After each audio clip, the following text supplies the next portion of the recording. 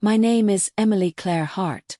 I'm 32 years old, and I live in a narrow row house in northeast Portland that smells like rain, cold wood floors, and the cheap incense I light when the apartment finally stops echoing. For most of my adult life I've been a project manager at a small nonprofit. Steady hours, coffee-stained notebooks, and a calendar that tells me I am useful. Emotionally, I am a raw nerve wrapped in a cardigan, trying to look composed while the inside aches with 1,000 old bruises. I was released from the hospital early last week, 3 days after they pumped my stomach and washed the plastic taste out of my mouth. My mother stood at the foot of my bed, looking like someone who had just seen an old debt unpaid, and said with a quiet, almost casual cruelty, "You shouldn't have survived." Before I dive in, if you're into real stories that hit deep, please consider subscribing. Sharing this isn't easy for me, but maybe someone out there needs to hear it. The day I left the hospital, it was raining in a way Portland knows how to rain.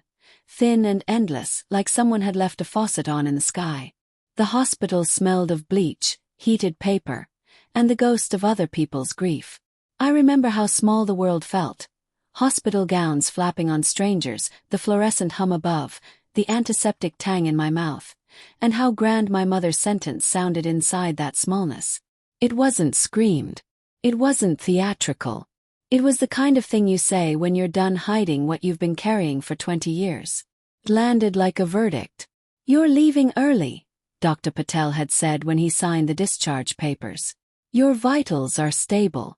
We don't have the capacity for extended stays without authorization. Follow up with outpatient care in 72 hours, no alcohol, no driving, and..." His finger hovered over the list of resources I was supposed to accept.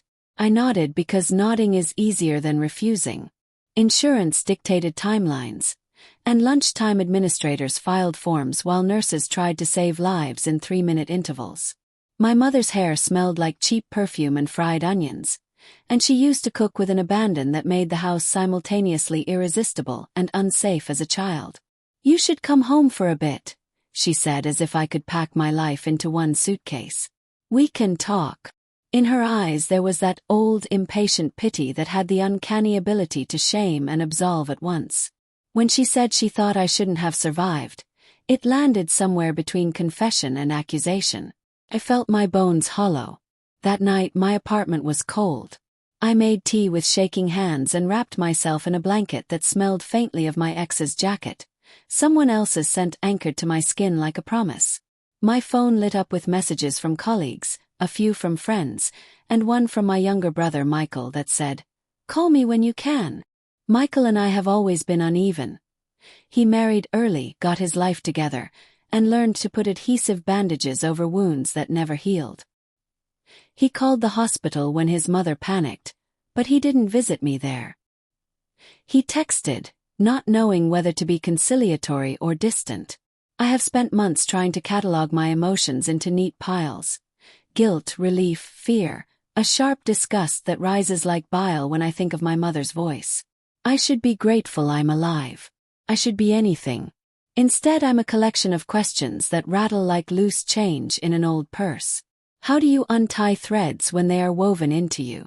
How do you forgive someone who seems to have mismanaged your survival? The first week home was fluid and jagged. The apartment's windows steamed over. Evening news murmured about hurricanes on the East Coast. My kitchen clock ticked forward like nothing much had changed. But everything had changed. There's a particular way your body remembers danger. The stomach knots, the sudden sweat at a memory, the insomnia that unspools you into the early hours of the morning. I could feel the bruise on my arm from the 4 like a protest. I lay awake, listening to the city. Trains in the distance, someone arguing below, a dog that barked like it was rehearsing rage, and replayed her words. If this is resonating with you so far, a like really helps us reach more people. I typed into my notes while my hands were steady for a moment, because there is a part of me that knows this should be shared, not for pity, but to stitch something honest into someone else's night. My mother, Joan Hart, is not a monster in lipstick. She grew up in a small Ohio town, the daughter of a baker who believed a tough child would bake into a tougher adult. She married young, 2 pregnancies before 30, a house that smelled of cinnamon in the 70s, and a spouse who left when the mortgage grew louder than his patience. She was cunning, resourceful, and brittle. There are moments I can remember. My 5th birthday, a cake burned at the edges and her laugh a little too sharp, when her love felt like a currency measured in corrections and cautions. She told me early on that life didn't give out second chances like candy. Keep your hands inside the ride, she would say. The truth is, survival in our house always came with a ledger. We kept count in a way I didn't understand until I was older. We counted favors, sacrifices, nights she didn't sleep while organizing bills, the time she swallowed her anger so the neighbors wouldn't hear. But she also counted mistakes, mine particularly, and folded them into a narrative that made me feel less like a person and more like an expense. When she said, "You shouldn't have survived," it was as if she had been balancing that ledger and found me an entry she couldn't reconcile. At night, when the street lamps threw sodium halos through the blinds and I couldn't sleep, I would pick up the old voicemail she had left the last time we fought before the hospital. Her voice started soft, then sharpened. "You make choices unlike a daughter should. We're not meant to keep cleaning up after you." My throat closed at that. I pressed play again, and her words fractured the silence like glass. There are moments I wish I could name as a starting point, when everything went wrong, but life does not work like that.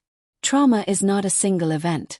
It's a drip, a series of small betrayals and a vacuum that grows larger as you ignore it. There were bruises that matched compliments. Nights she drove me back from parties and called me reckless. The time she told school counselors I was overdramatic.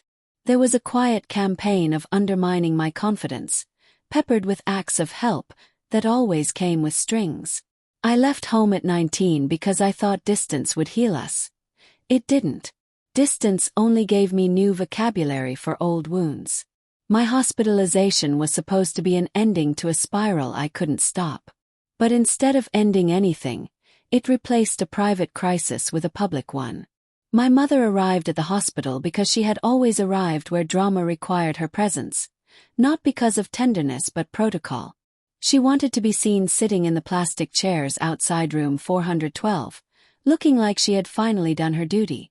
The nurse called her a concerned caregiver, and handed her a form to sign for the discharge. She signed quickly, her pen scratching the paper like a verdict, and then she looked at me and said what she said. "I know this is a lot to lay down in one breath. There's more, there is always more. And I promise this begins to explain why the line 'you shouldn't have survived' was less about the event that put me in the hospital and more about everything that came before it. Don't forget to subscribe if you want to hear how this ends.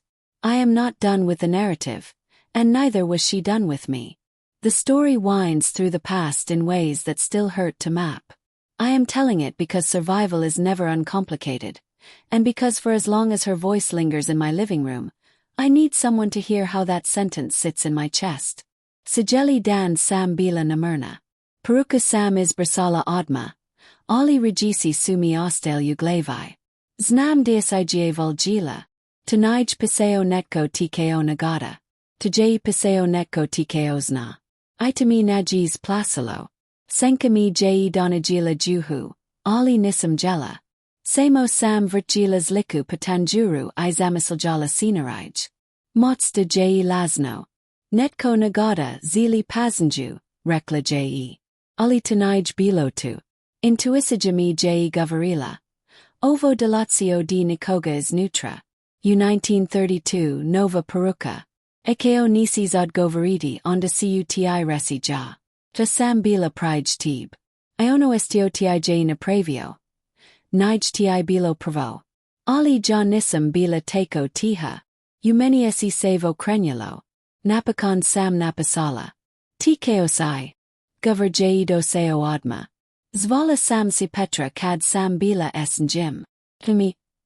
Zatsvanilo mi jai negju shikanju. Anju jai spamenuo jednam. Rikeo jai de jai nestabilna. De jai proganila. De jai lagala svima. Tada sam mu verovala. Sad sam znala lagao jai meni. Sljetasai dana razmiginal smo disek peruka. Petra jai bila jasna konkretna. Imala jai peruk. Dmilov. Stare fotografij. Imala jai medicinsku dokumentasiju. Imala je ozilj. Nasemo emotivn. Sestal smoasi u jednoj malaj kavani na periferiji. Jasam stigla prva, shadila uz prazer. Ostjikajusi disi sigeli svijit suzio nataj trenyatak. Kad je asla odma sam znala. Lise kirko, osi oprezn ali drzanj kirsto. Zina koja je proslanesto asili slomi. Ili pretvori u kamen. Sheila je bez u voda bez serdiknosti. Nisamovj de ti budem prijateljika. Samo zelam des nas es kim asiziv gila. Kimnula sam. Bila sam spremna slusati. Jim sam bila dvij godin. Prijtib. Postak kaukod svi saverson. Kava jutro passenger peruk sex planovi. Anda, controla. Sina. Gaslighting. Pregenj. Jedna mi zaključko ustanu kad sam rekla da idem na razgovor za paseo. Umeni si stezalo nesto poznato. Prika koju nisam chala slusati kad je bila moja. Pokusala sam otisai. Onda je pregicio de ce resi mojoj obitelji de sam mentalno nestabilna. Imeo je peruk koj je namjerno krivo izrizo, kao dokaz. Rikeo mi je. Ako odes unistit ciut. Iznazestio. Gotovo je aspio. Pogledala sam je. Zasto si sad lusala javiti si. Jasam kula de je nastao. Ako mislis de je tutavaja pabjida nij. Ani nestij. Planira. Ako nij negj zakapan onda si skriva. I nij zaversio s tobum. Te veseri nisam spavala. Shadila sam u kuhinji gledala uzid. Dok je senka spavala u drugoj sobi. Nastolu je bio list papira na kojam sam posila pasati savestio sam znala. Nas bog polisij. Bog sebe. Japervi put, shvatila sam kaliko sam bila uvusana umrizu. Petrami je poslala jas nesto. Sna peruka. Ismadun jega ein j. Godin, 2018. Du 2019. U jednoj pize. Ako odes pronasi cu drugu. Iona si mi veravati vice nego ti. Pogadilo mi ravno u zaludak. Zneo jestio radi. Imeo je abras. Janisam bila slukajna. Bila sam druga. Ujutro sam otisla na polisiju. Zatrazila sam sastanak s inspectoram koji mi pervi ispitivo. Imam informasij. I contact bivs partneris. I zelim dati iskaz. Pogledeo mi esm jesavinam postovanja I iznenadendja. Sto vas je natgeralo de si predomislite. Shvatila sam demotsta nisam jedina zrtva. Ide ako sutim. Ja sam samo nastavak njegovijuri. Michael later told me that our mother never expected me to survive the pattern. She had these ideas about hardening kids into responsibility, he said, as if he were reporting climate to a mapmaker. Like some kids have to be pruned to make the rest bloom. It's terrible. She said things sometimes, but we chalked it up to stress. He sounded like someone trying to make sense of a map that had been redrawn without permission. He wanted to be on my side and wasn't sure how to be. Family loyalty is sometimes the compromise of truth. By the time I was discharged from the hospital, the ledger had become a ballast. My mother's words were not just about the moment. They were a final accounting of a history I had been trying to translate for years. She had been measuring survival like a commodity, as if being alive were not an undeniable right but an item to be evaluated. I felt suddenly like an object with a price tag I hadn't seen. The revelation didn't absolve her.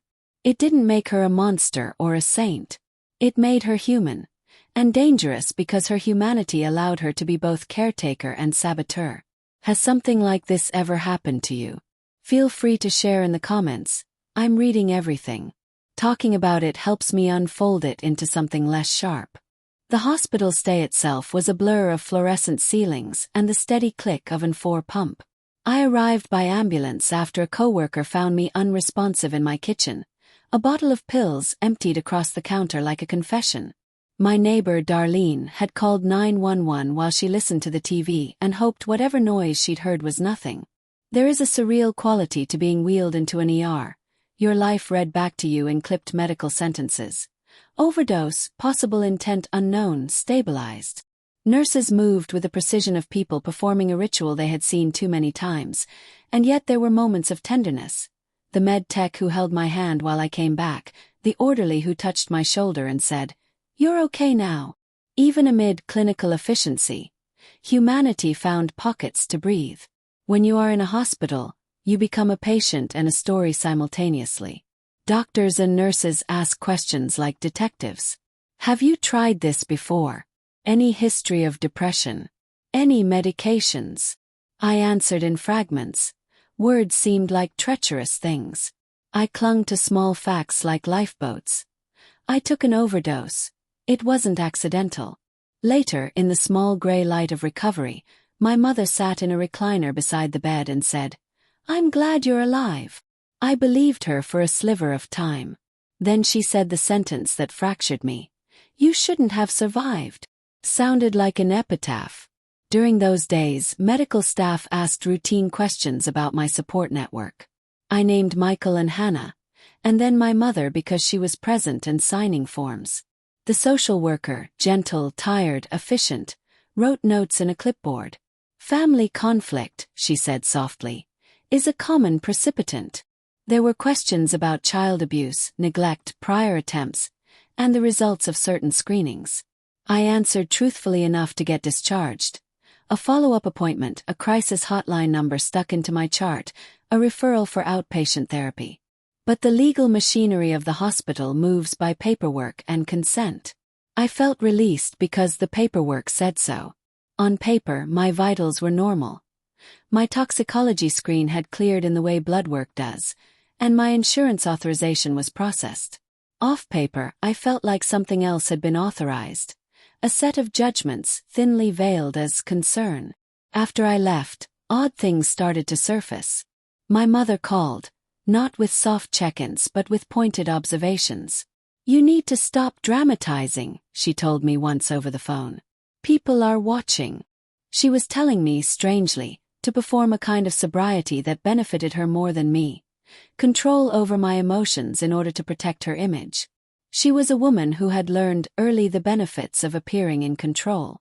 A week later, while rummaging through an old box of my things to find a sweater to hide the foremark on my arm, I found an envelope with my name on it in my mother's handwriting.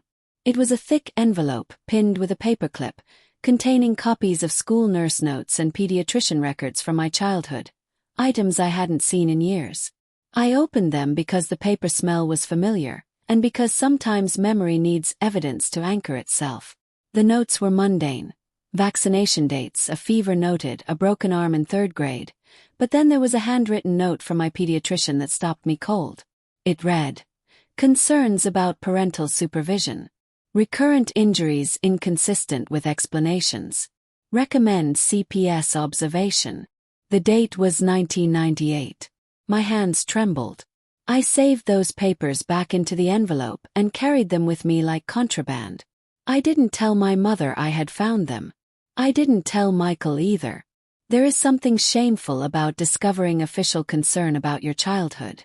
It makes the unsayable suddenly legible. That night, I dreamed of the house on Maple Street where we grew up. I dreamt of my mother standing in the kitchen, the light over the sink haloing her head like a saint's, while in the background, the note from the pediatrician lay on the table like a forbidden map. I woke up with my heart racing, a phantom ache in my arm, and the memory of the doctor's handwriting pressing on my sternum. Confrontation didn't come all at once. It began with small tests, questions I asked in neutral tones to gauge her reaction. "Do you remember taking me to Dr. Klein when I broke my arm?"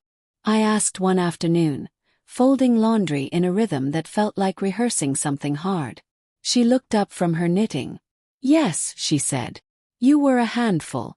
Why are you asking? Did he ever say anything about supervision?" "Yes." My voice sounded younger than I felt. He paused. Her knuckles whitened on the needles. "He said kids fall. You were clumsy." Her voice was the kind of flat armor used to deflect rather than deny. But I had the pediatrician's note. I wanted to say, "Why didn't you do anything?" I wanted to say, Why did you read my pain as an inconvenience? Instead, I asked about other things, the small betrayals, because asking everything at once feels like detonating the world. She deflected expertly, offering platitudes about my career and telling me to eat more vegetables. She rarely, if ever, admitted wrongdoing. The second shock came from Michael, who had returned to town one evening after I called him in a moment of brittle need. I needed someone to be unequivocally on my side, and in that late hour, he arrived with a pizza, an apologetic smile, and the kind of presence that made the apartment feel less like a courtroom. He said things like, "Mom's been carrying a lot," and, "You have to remember her illnesses too." He wanted to soften the edges of my anger by reminding me of their shared struggle. But I felt furious that my trauma had to be rounded into something palatable. When I told my mother I had found the pediatrician's note and the letters from Liza, she pinched the bridge of her nose and blinked as if waking from a dream. Her first instinct was to minimize. "Paperwork is messy," she said. "People write things they don't mean." Her eyes flicked away, and when she spoke, it was as though she was summoning a performance she'd practiced for difficult conversations.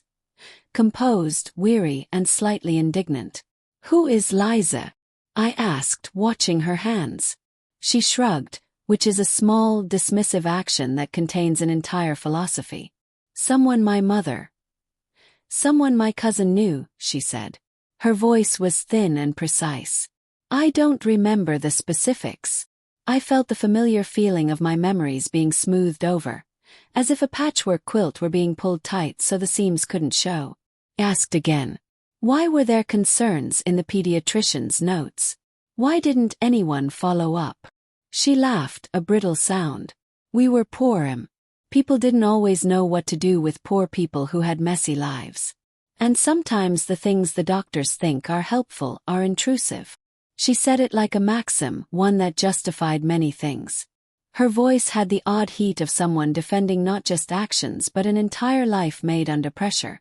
It was the voice of survivalists explaining why they hoarded. At a certain point, anger gave way to a different emotion. Grief for both of us. There was a time when I thought grief belonged only to the person harmed. But I am beginning to understand that complicity, neglect, and survival are entangled. My mother had been shaped by abandonment, hunger, and fear. She had been taught that showing softness is weakness, and yet she had also been, in her own way, my protector. She just protected the version of me that fit into her narrative. I asked Michael to record our conversation with Mom. He did it clumsily on his phone, which felt like using a child's camera to photograph a crime scene. "Just be careful," he said before we sat down, as if I might die of the truth. It was an unsettled air between us. He had always wanted to spare both of us pain. Now he was trying to spare me the spectacle of a breakdown. "Why would you say that? That I shouldn't have survived?" I asked finally, the words raw on my tongue. I had rehearsed this a million times in my head, each version with different levels of venom. I wanted to understand whether it was a phrase born of anger in the moment or a summary of a long-held belief. My mother looked at me as if weighing a truth against its consequences. "Because Emily," she said slowly, "I thought you were lost. When your father left, when there were no guarantees." She stopped. Her eyes filled with something that was not remorse exactly, but more like recognition of damage. "I thought the world would take you. I thought you were fragile in a way that would make life harder for us. I thought you would make choices that would ruin the family. I thought sometimes that maybe things happen for a reason. I'm not proud of that. But I'm not going to pretend I didn't think it." Her voice shook. There was fear there now, not the cool contempt it had carried in the hospital hallway. Fear is a different doorway. Her words were a mixture of confession and explanation, but also an admission that survival, to her, had been conditional. She said it like someone saying, "You were a mistake," and then trying to soften it with reasons. It landed like an old wound reopened. "Do you mean you wished I were dead?" My voice was small, brittle. She blinked and swallowed. "I don't know. Those are terrible words. We say terrible things when we are afraid." She tried to fold it back into a narrative of fear. Fear for the family, fear of what would happen to us without a structured life. But the truth hung in the air. She had looked at me and measured value and chosen a calculus that called my continued existence a burden. When she said it in the hospital hallway, I understood then that it wasn't just a moment of defeat. It had been a measuring tool she had used for years, deciding when to intervene and when not to. There were nights I had needed medical care and didn't receive it promptly because bills were prioritized. There were times she told therapists that I was dramatic instead of in pain, subtly shaping the narrative around me to protect her image. The revelation that people outside had noticed and yet nothing had become of it made me feel like an artifact in a neglected museum, observed, catalogued, but refused restoration. The lines on the pediatrician's notes and the letters from Liza suggested a world where I might have been claimed differently, where someone else might have been a witness who turned into a rescuer. Instead, history decided to be more economical. Michael's face in that living room looked like someone who had been given a map only after the route had been traveled. "She told me things were hard," he said. "I thought we were all just carrying on. I didn't think it was meant to hurt you." His hands were folded like someone seeking absolution by geometry. There were other revelations as we dug. Liza, it turned out, had been a neighbor who had lost custody years earlier, and had written letters that my mother kept and hid. Liza wanted to know if I was safe. She had asked my mother to tell her where she had gone. My mother's notes said, "Liza persistent, will be told we moved."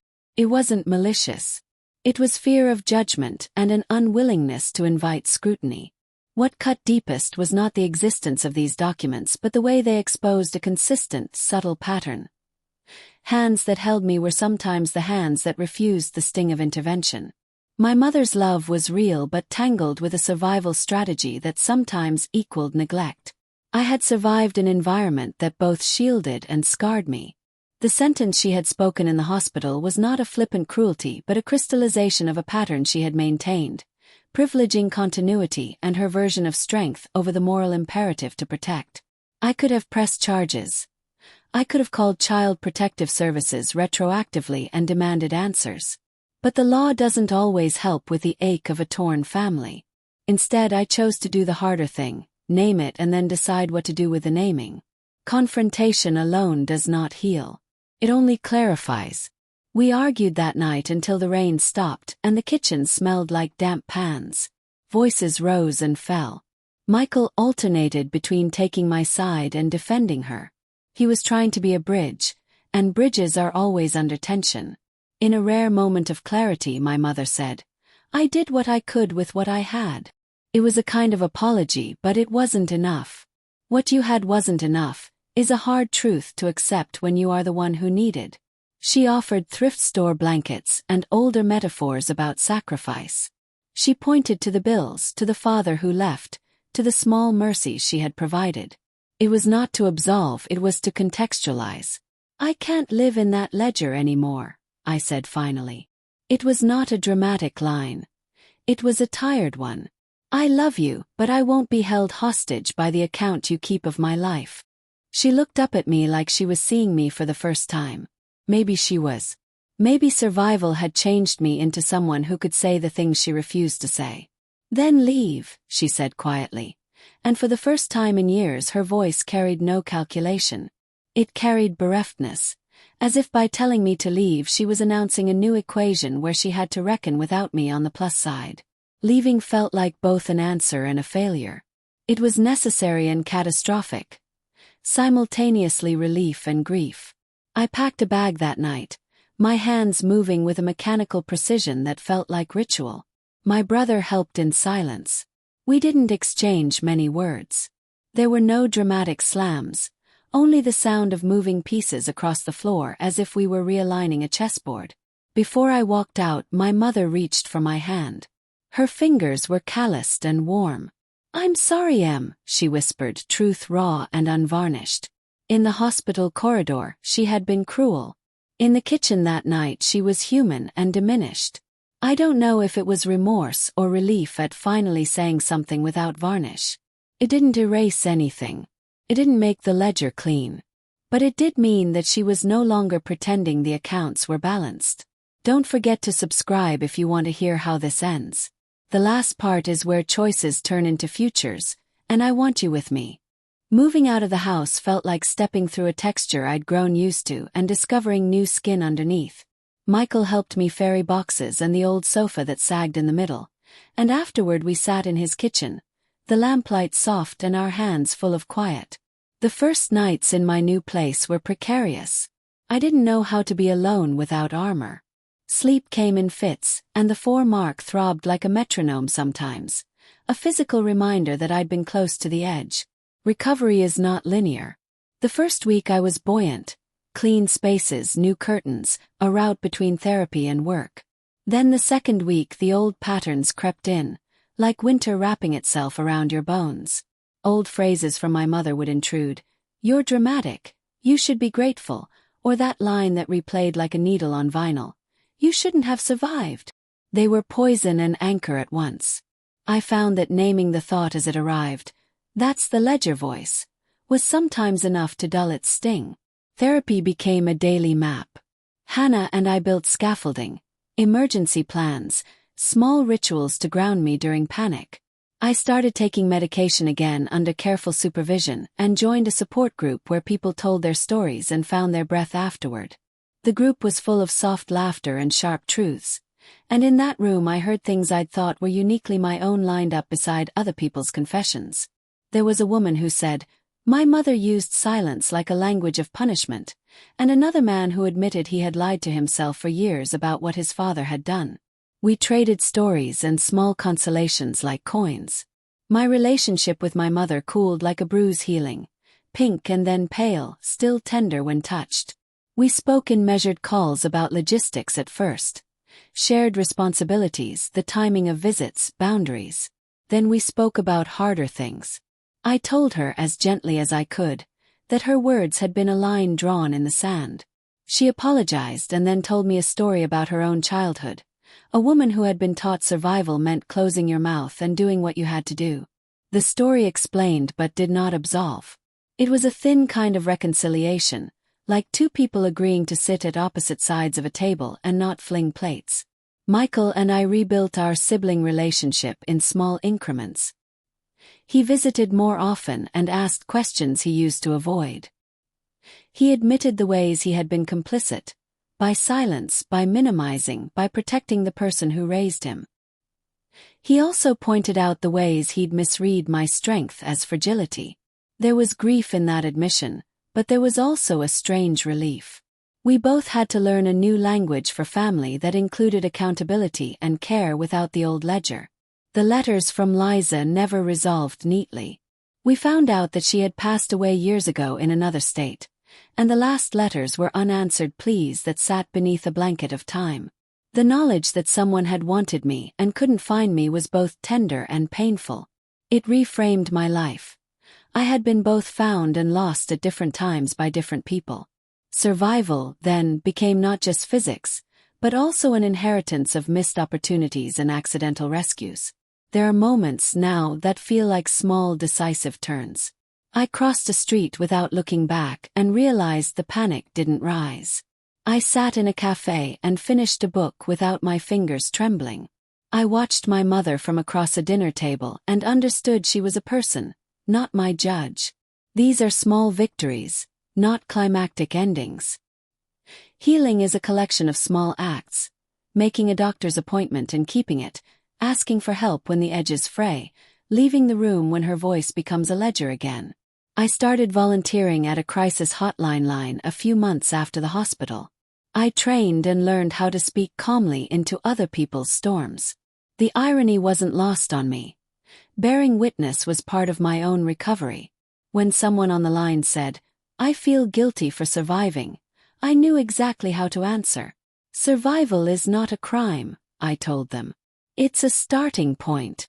People ask me sometimes why I told this story publicly, why I recorded the details of humiliation and neglect. The answer is complicated. Partly it is to remind myself that my life is not a ledger to be balanced by someone else's conscience. Partly it is because stories are windows and sometimes one person's sunlight is another person's map out of a dark room. And partly it's an act of ownership, taking a narrative that was often told about me and retelling it in the first person. My mother and I have not reconciled in the way Hallmark cards promise. We have an accord that involves visits, honest conversation, boundaries, and occasional flare-ups. She has apologized in ways that feel sincere, and she has also stepped back from patterns I can't trust. Forgiveness is not a blanket. It is a set of decisions I make when I feel safe and a refusal to be eroded by guilt given to me as currency. If you're reading this and you've ever been told you shouldn't have survived, whether literally or with a voice that judged your right to be, know that your survival is not something you have to explain. It's not a debt. It's the start of a different kind of work. For me, the lesson has been to convert survival into responsibility for my own life and, where possible, to choose small acts of compassion that are not bartered. I learned to put boundaries where there were none and to accept help without shame. There are days when I still feel the old ledger itch, the temptation to count griefs and balance them in a neat row. But then I remember a rainy night in a hospital and a sentence that lit a fuse inside me. I remember the panic and the antiseptic and the way my brother sat in my kitchen like someone hoping to bridge a river. And I remember the woman who held my hand after the ambulance came, who whispered that I was okay. If this resonates, please share your story in the comments. I'm reading everything. And if you're struggling, call someone. Don't let the ledger write your life for you. I was released from the hospital early, and my mother said, "You shouldn't have survived." That sentence hurt me, yes. But it also forced me to examine the architecture of my life. How it was built, who built it, and what it needs now to hold me. Survival was the beginning, not the end. The end, for me, is choosing to live deliberately, with compassion for myself and a clarity that some people will protect you and others will keep score. The lesson is this. Surviving is not finishing. It is the workbench where we learn to build something steadier.